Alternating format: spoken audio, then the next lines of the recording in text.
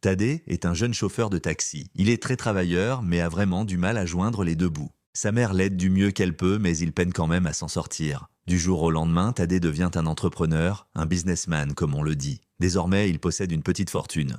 Du coup, Thaddée est jeune, beau et riche, ce qui fait de lui un parti prisé de beaucoup de jeunes femmes. Alors, il se marie. C'était un mariage riche et somptueux. Quelques mois plus tard, sa femme et lui attendent un heureux événement. En effet, Thaddée est l'homme le plus heureux du monde car sa femme et lui vont avoir un bébé. Thaddée rentre du boulot tout joyeux avec des cadeaux à la main. Encore des cadeaux? Tu me gâtes trop, chérie. Je veux que tu sois la femme la plus heureuse.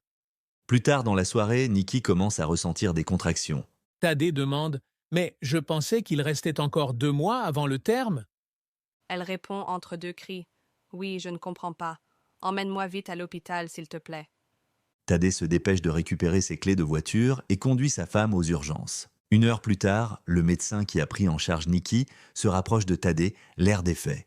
Il lui annonce le décès de sa femme enceinte. « Je suis désolé, mais malheureusement, nous n'avons pas pu sauver votre femme et votre fils. » Thaddée sentait le sol se dérober sous ses pieds. Il ne pouvait arrêter les larmes qui lui montaient. Le pire, c'est que les professionnels de santé n'ont pu déterminer les causes du décès de Nikki.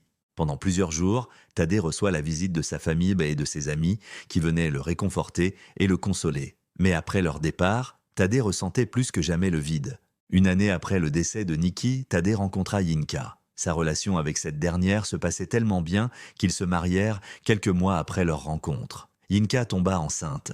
Malheureusement, à 6 mois de grossesse, Yinka perdit la vie dans des conditions aussi mystérieuses que celles de Nikki. Rapidement, les langues se délient. 2 femmes enceintes décédées, ça fait beaucoup pour une personne. Comment se fait-il que ces femmes meurent en étant enceintes? Comment se fait-il qu'on ne puisse pas déterminer les causes de décès d'une femme enceinte? Sauf que Thaddée ne semblait pas réaliser la situation. Plusieurs mois après le décès de sa deuxième épouse, il se marie de nouveau. Malheureusement, le même scénario se produisit. La malheureuse décède sans son 7e mois de grossesse de causes inconnues. La Thaddée était très mal, 3 femmes décédées en 3 ans de surcroît, elles étaient toutes enceintes. Dans le quartier de Thaddée, les gens jasaient, et pas que.